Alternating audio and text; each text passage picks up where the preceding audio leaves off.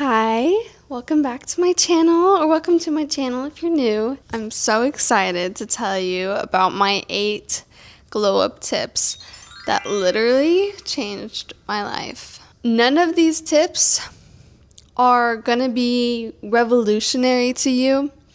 You've most likely heard them before, but even still, so did I before I actually implemented them. However, that does not make it easy. These tips took time, dedication, discipline to implement into my life. So, without further ado, let's get into it. I have my list on my phone just to help me guide myself. Number 1, move it or lose it. If you watch my videos, you know I am kind of obsessed with movement. I mean, I don't really talk about it that much, but it is a big part of my life, and that was not the case when I was younger. If you saw the thumbnail, that photo of me 3 years ago, I wasn't doing anything. I had just started doing yoga, which is still really good. It's good to stretch and move, but I wasn't lifting, I wasn't doing Pilates, I wasn't doing at-home workouts. Like, maybe I did one at-home workout, but I wasn't consistent at all. And now I am consistent with either the gym or doing Pilates at home. I've been doing Pilates because, if you didn't know, my mom had a surgery recently and she has a long recovery period. We won't be able to go back to the gym for a little while longer. I haven't ever done Pilates before until this summer, and I'm loving it. Pilates has humbled me in ways and strengthened me in other ways that the gym hasn't been able to. I think what I love about it is that, I'm doing it with somebody else, even if they're online, and I have hardly any say on what we're working out.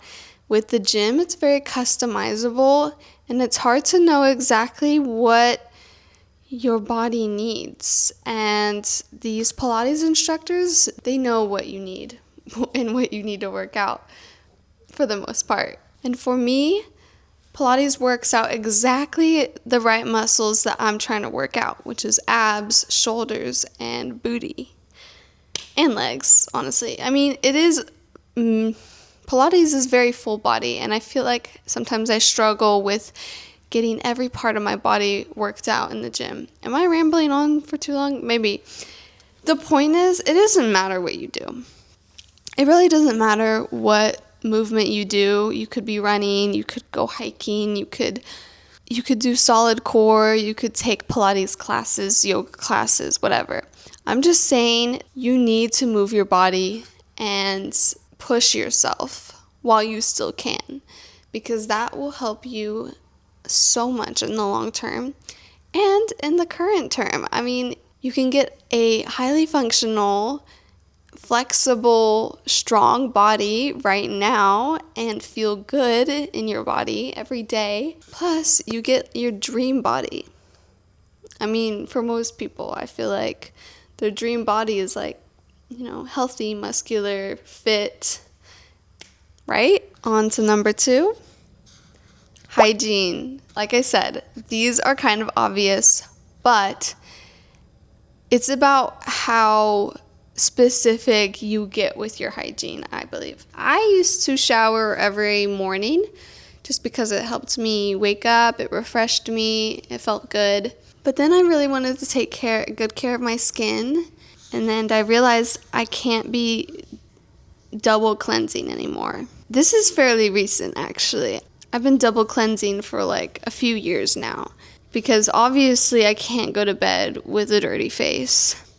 And now I feel like I can't go to bed with a dirty body anymore. I only shower at night now because I want to go into my bed, into my clean sheets with a clean body, and I don't want to dirty up my bed faster. In the mornings, I don't shower anymore. At first, it was a little uncomfortable, but now I'm kind of used to it. I only just splash my face with water and do my skincare. which feels weird because I used to, double cleanse, but it's really not necessary in the morning. So now I shower before bed, and it feels really good. Another really big hygiene thing that I have improved on over the years is flossing. I can proudly say now that I floss every single day without fail, no matter how I feel. And this is something I've always struggled with as a teenager and as a kid. I would not floss every night. But I think as I got older, I've been a little bit more self-conscious at the dentist. I think I started to care more about what the dentist thought about my teeth. I'm like, they told me I need to floss more. My home care isn't as good. Definitely persuaded me, because obviously my mom would always tell me to floss. That didn't work. And also, I really was scared of getting cavities as an adult because, I have to pay for that with my own money now. So I think those were my main motivators. But I will say not only flossing is important. I think having a bright, beautiful smile really enhances your looks. And I actually haven't gotten professional teeth whitening before, but I have been trying some at-home teeth whitening. And obviously brushing and flossing every day will help you keep your teeth nice. I was lucky enough that my parents could afford Invisalign when I was younger, and I did get Invisalign. So my teeth are pretty straight. I have a pretty beautiful smile, if I do say so myself, which I'm super grateful for. But you don't need a straight smile to have a beautiful smile. I think keeping it clean and keeping it bright makes your smile beautiful. Not only that, though, keeping your mouth clean can literally prevent degenerative diseases. Another hygiene tip, I don't know if this is hygiene or skincare, but I pluck my eyebrows regularly. And this might be a little sketchy for some people, because you don't want to overpluck. You don't want to ruin your eyebrows. I probably have overplucked a few times before, but I think I've gotten way better now. Or I'm sorry, the correct term is tweeze, as I learned in esthetician school. I'm supposed to say tweeze. Anyways, so I tweeze my own eyebrows, and honestly, your eyebrows are a very defining feature of your face. Sometimes all you need is a good tweeze, and you will glow up like crazy. I watched a K-drama called True Beauty. So they had to make the actress look ugly before she glowed up, and they made her eyebrows super dark and bushy, and that was the main thing that made her quote unquote ugly. I'm telling you, if your eyebrows look nice, chances are you look really nice too. Smelling good is part of hygiene, because if you have good hygiene, you smell good. But you can take it to the next level and get a nice perfume. I'm not talking about Bath and Body Works, because I know some of you be getting Bath and Body Works. I'm not saying that it's bad. It's just, you might as well not wear any perfume if you don't have the money for a good perfume. Do your research. Smell as many nice perfumes as you can. Learn what notes you like. I'm still working on this, but it really helps to know what notes you like, and don't ever blind buy. Hygiene can include a lot of different things. So overall, having good hygiene is probably the best way to glow up. You just have to be consistent. Number 3, which kind of goes along with number 2, kind of not, is skincare. The skin is complicated, okay? I literally got my esthetician license in junior year of high school. I was licensed as an esthetician, and I still did not have my skin shit figured out. Now, I'm not saying that you need an esthetician license to improve your skin, but I'm just saying, it was hard. It was really hard for me. if you do skincare and you're still struggling like me, like I still struggle with acne, but my skin has improved so much this past year. And one switch that I made this year is getting a different cleanser. So I stopped double cleansing. I'm like, okay, that I think is destroying my skin barrier. And even worse, I was using the CeraVe salicylic acid exfoliating cleanser. I was double cleansing with that, guys. And then I did start doing single cleansing, and then I was like, you know what? It's the cleanser. And after all my struggles with my skincare, I can't believe I didn't think about the most obvious thing, like cleanser. Like you use that every single day. That's probably the most important skincare product of the whole routine. So I did my research and got a gentle Korean cleanser and threw that CeraVe shit out. I can't believe I didn't do that sooner. I feel like a dumbass. Like it was an exfoliator. I should know better. I literally went to esthetician school. I should have known better. So don't use an exfoliating cleanser every day, especially not on your face. That is actually kind of recent, but I'm glad to say that I do think my skin barrier is so much stronger now. If you don't know what skin type you have, because I'm still a little bit unsure what skin type I have. I think I'm combination. I could be normal. I don't think I'm dry or oily. I just go for sensitive products. That should be the baseline. Like if you don't know what skin type you have, go for the gentle, sensitive products because your skin barrier is important. And most likely your skin will act up if you're using very harsh products on it. No matter if you're oily or dry, it's just gonna get worse. I keep it pretty simple. Now that I've kind of figured out what works on my skin, I don't change anything.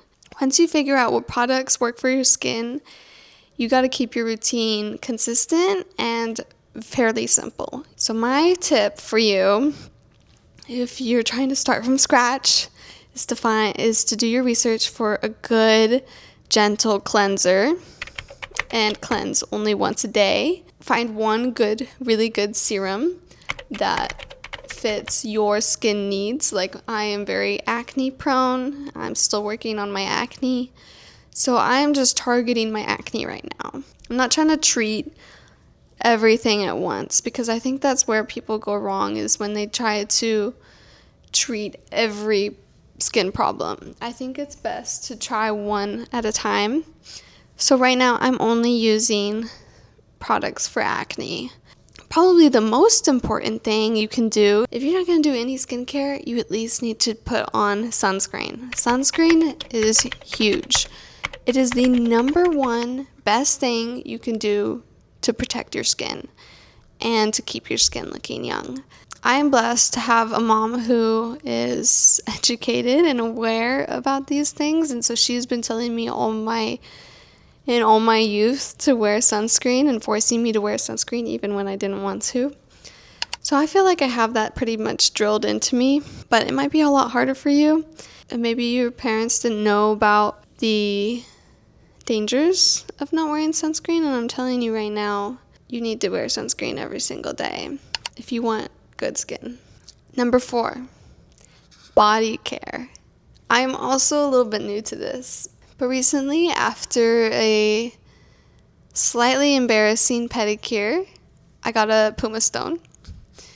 And now I have been Puma stoning, what do you call it? Now I've been scrubbing my feet on my calluses regularly. I started doing that.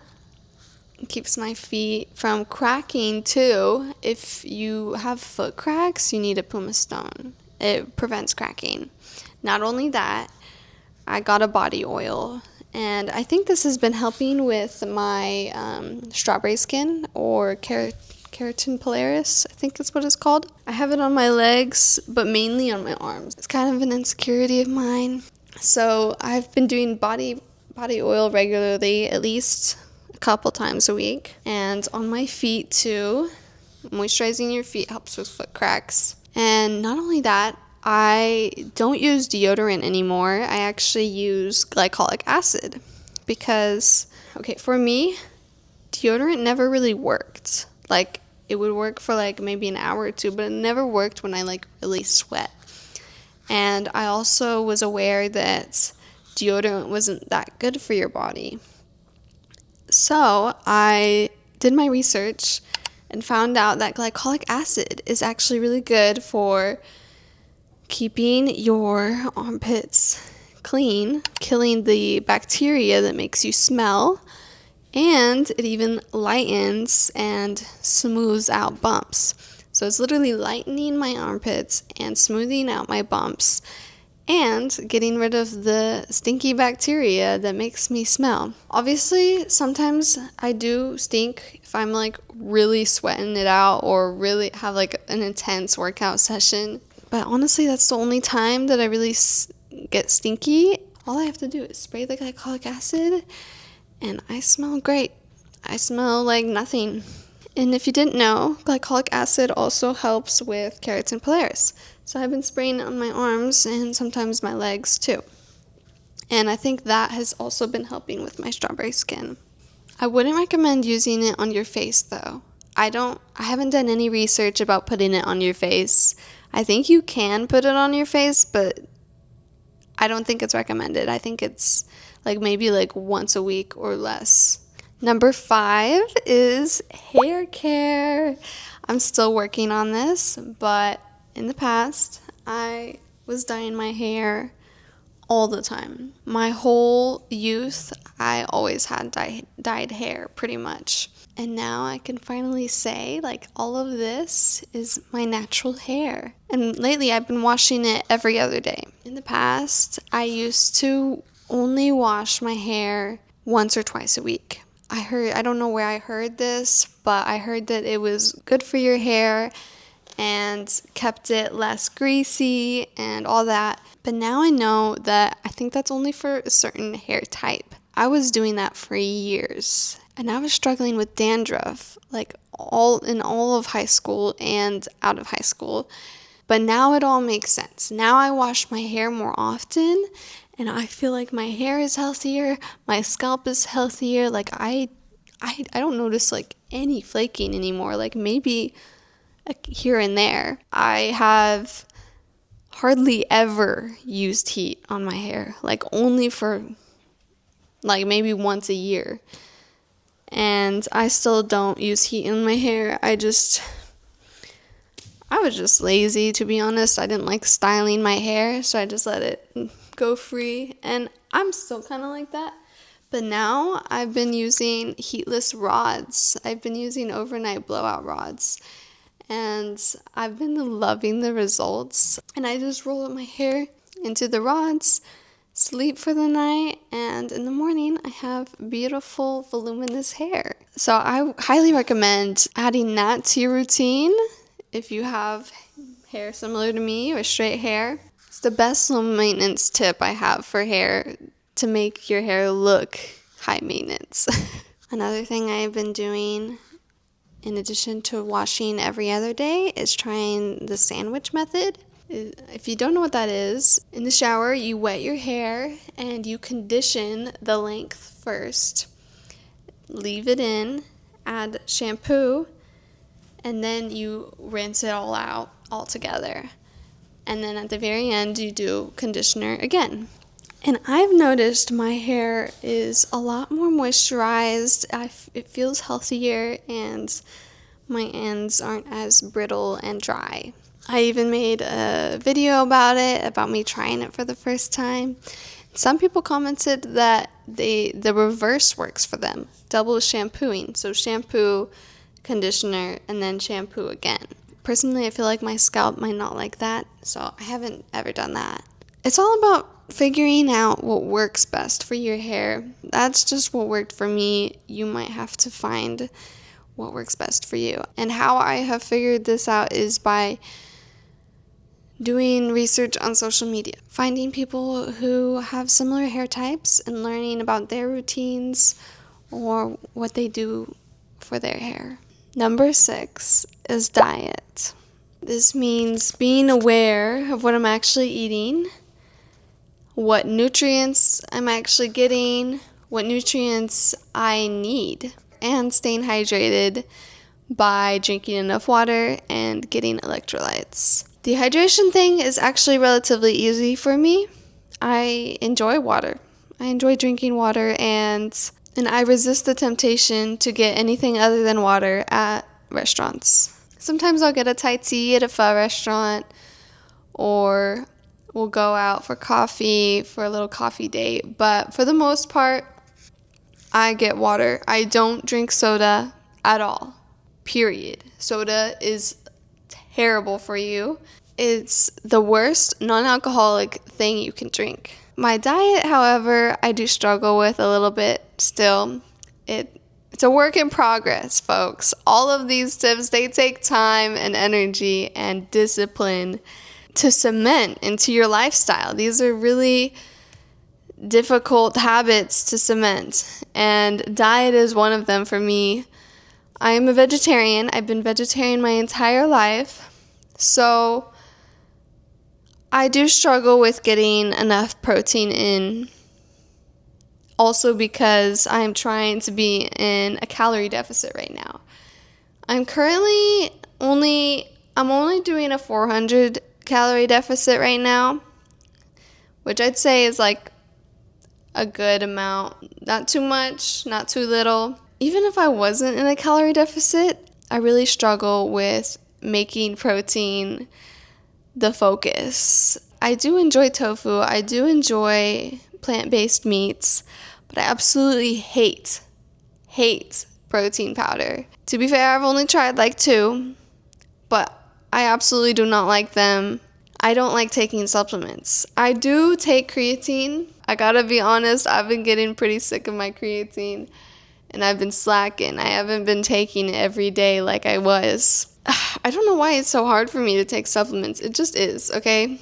Like I said, work in progress. But I think a big thing that I'm actually really good at is getting enough fiber in. I mean, if I'm a vegetarian, I should be getting enough fiber in, right? That is a big problem with a lot of people today. Like most of you watching this probably do need to eat more fiber.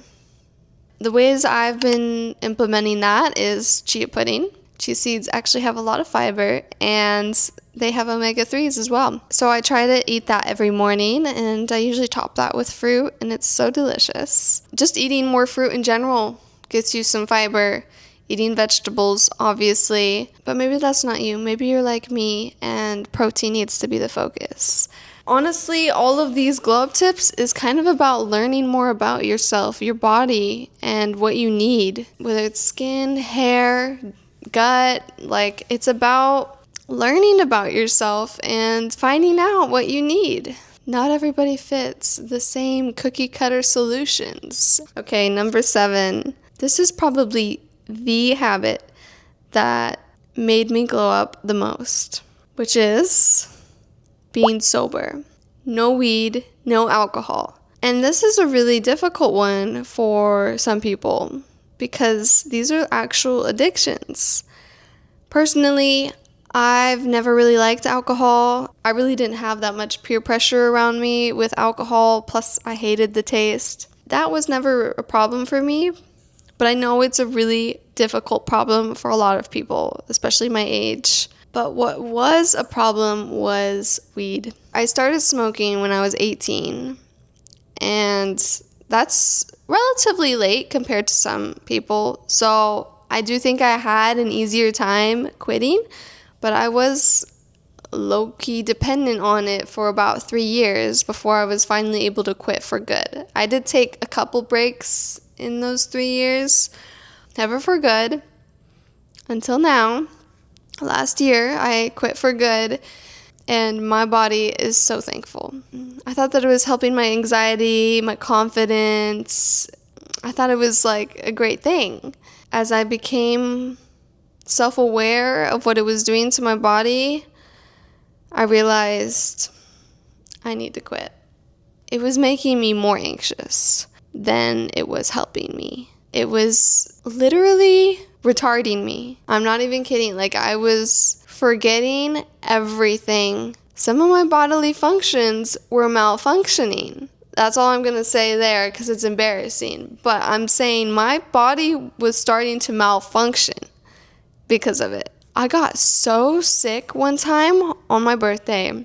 It was the worst feeling in the world. My gut, my stomach, it was like food poisoning times 10 for like a week, for like 2 weeks.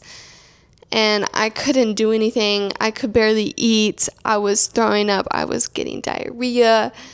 It was terrible. And not everyone experiences that. I know that.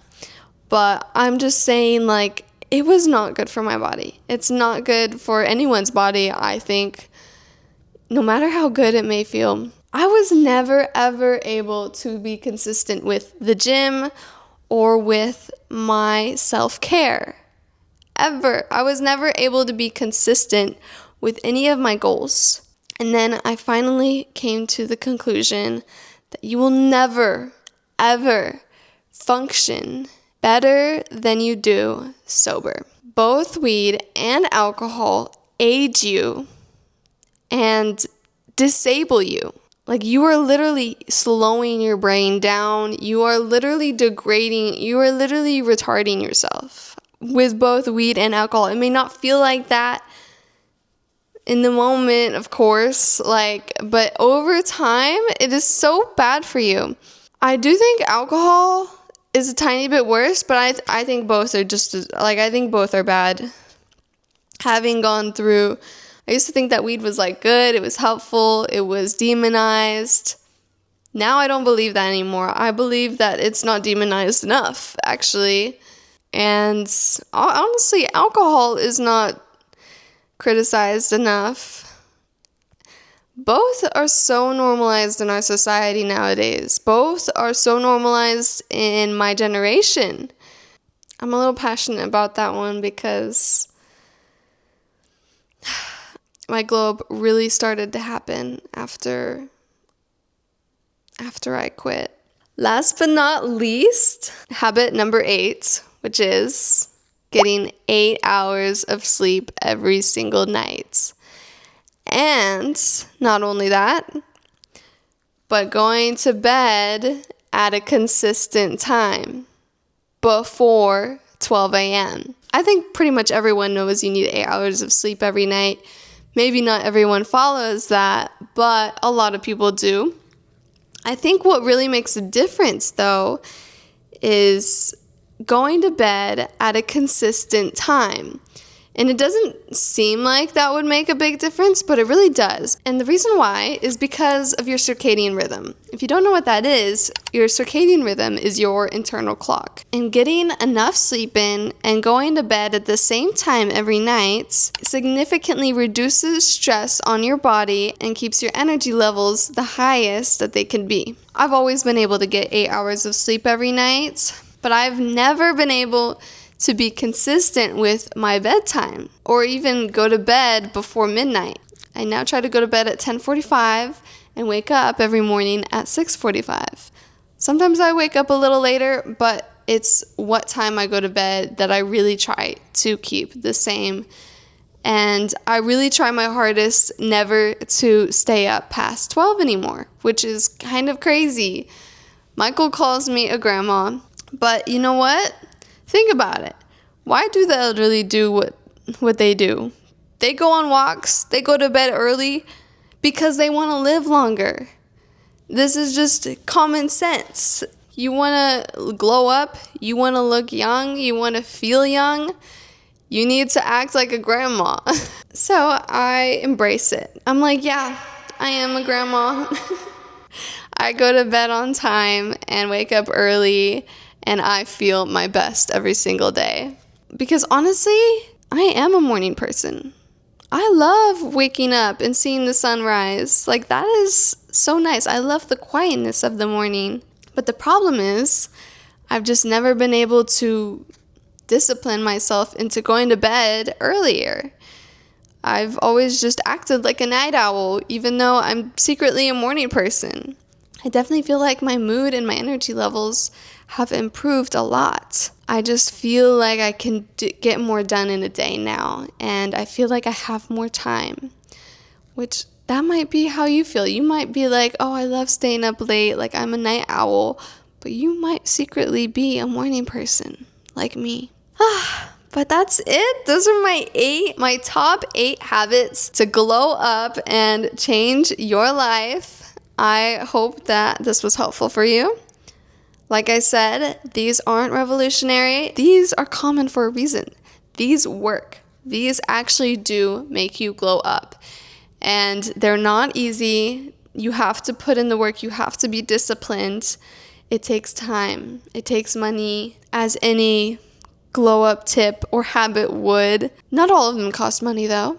Walking every day costs nothing. Choosing to be sober actually saves you money. Getting sleep every night at the same time costs nothing too. It's worth it to put the discipline in. It's worth it to put the time and money into these things. Because look at me now. Just look at my thumbnail. How did I look 3 years ago? I looked half dead. Honestly, I looked terrible, okay? And now I feel great, I look great, and life couldn't be better. And I wish the same for you.